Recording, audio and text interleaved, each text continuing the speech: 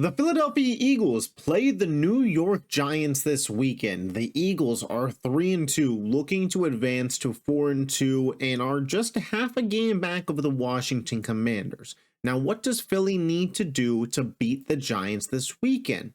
Let's talk about it.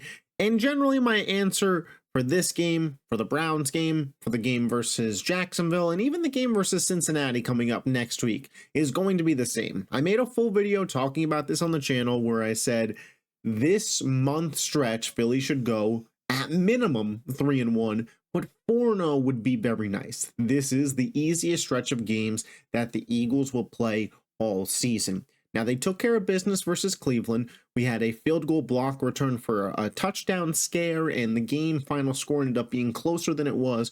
But overall, the Eagles dominated that game. The team stats will tell you that story, and if you watched it with your eyes, it felt like Philly very much controlled that game. Now, they travel to MetLife. They take on the New York Giants, who there is some really good aspects of this team and some really bad aspects of this team.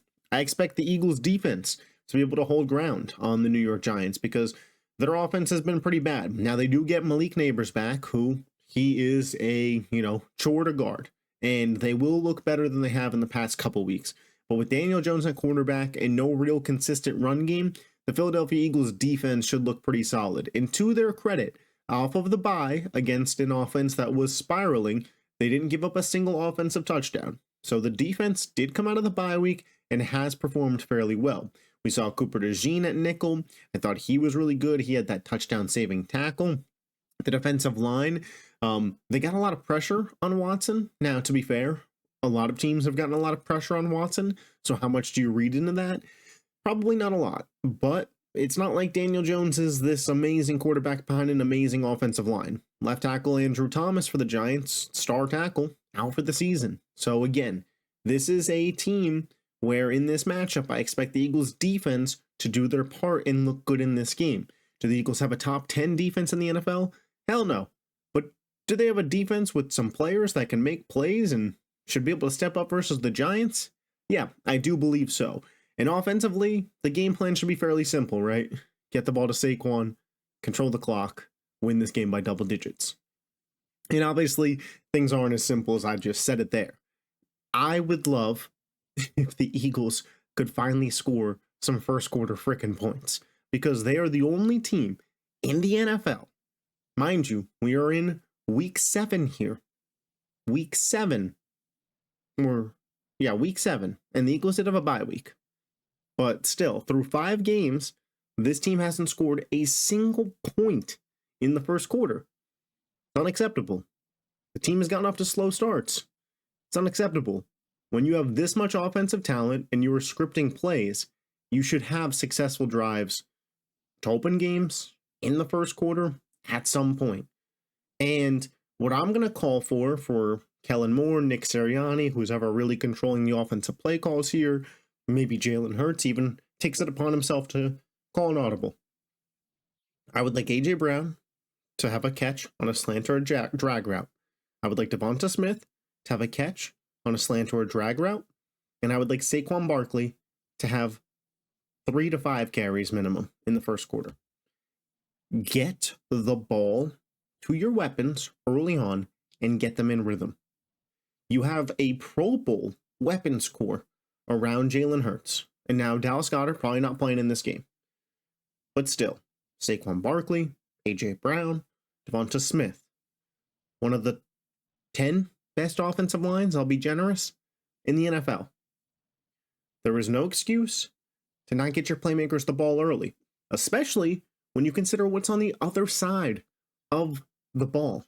The Giants, what's the strength of their defense? Let me think about it. The defensive line that has the most sacks in the NFL. Burns, Ojulari, Dexter Lawrence. How do you combat that? Get the ball out quickly. Get the ball to your playmakers early. I don't want to see another drive of halfback dive Saquon Barkley, streak route A.J. Brown, streak route A.J. Brown, punt. That was disgusting.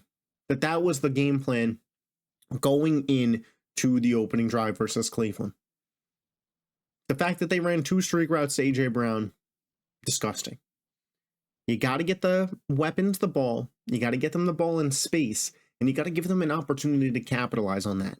What happened when Devonta Smith caught the drag route? 45 yards to the house. I think it was the only drag route all day. At least it's the only one I can remember.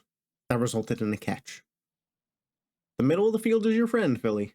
I promise you. I know last season and this season, they seemingly are a little scared of it. I promise you, it's okay. What I'm looking for from Jalen Hurts in this game, turnover free. Let's have a turnover free day again, Jalen. You know, the Jalen Hurts that I had to hear about all training camp, who broke the Eagles' record for most pass completions or most pass attempts without an interception in training camp. What happened to that? Because for the first 4 weeks of the season, the guy was a turnover liability. Now, he cleaned things up a little bit versus Cleveland. Let's see it again. Let's make it 2 good games in a row. The Eagles should dominate time of possession. The Eagles should feel like they controlled this game, and they should walk to a victory. That's how I feel about what this Sunday should be for the Eagles. And it's no shade at the Giants, because I do like some of their roster. They have a good defensive line. They have a future Pro Bowl wide receiver in Malik Neighbors, and a hell of a coach in Brian Daboll. But with how weak that secondary is, and the fact that Daniel Jones is their quarterback and they don't have a real running game, the Eagles should pretty handily dominate this game. And it doesn't necessarily need to be reflective in some 40-7 score. But again, I said it last week versus Cleveland. It didn't come true, but I'll say it here. This should be a double-digit win. And the game versus Cleveland was pretty close to being 23-9 final, but a wonky blocked field goal. I'll stand on that it was fluky if the Eagles come out and dominate this game. But they should. They're the better team. The Giants are going to have a top 5 pick in the draft. The Giants are going to be drafting a new quarterback.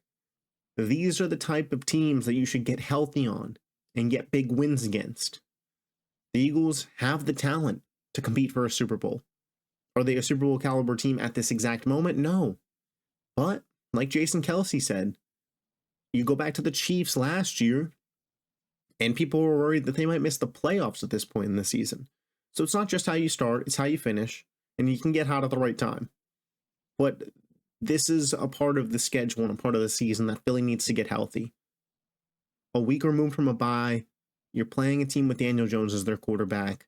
Get some divisional wins, feel good about yourself, and who knows, maybe Washington gets stunned by Carolina, and all of a sudden, you're in first in the division by half a game. It's on the board. But you have to win this football game. Those are my thoughts going into Sunday as the Philadelphia Eagles play the New York Giants. Be sure to leave yours in the comment section below.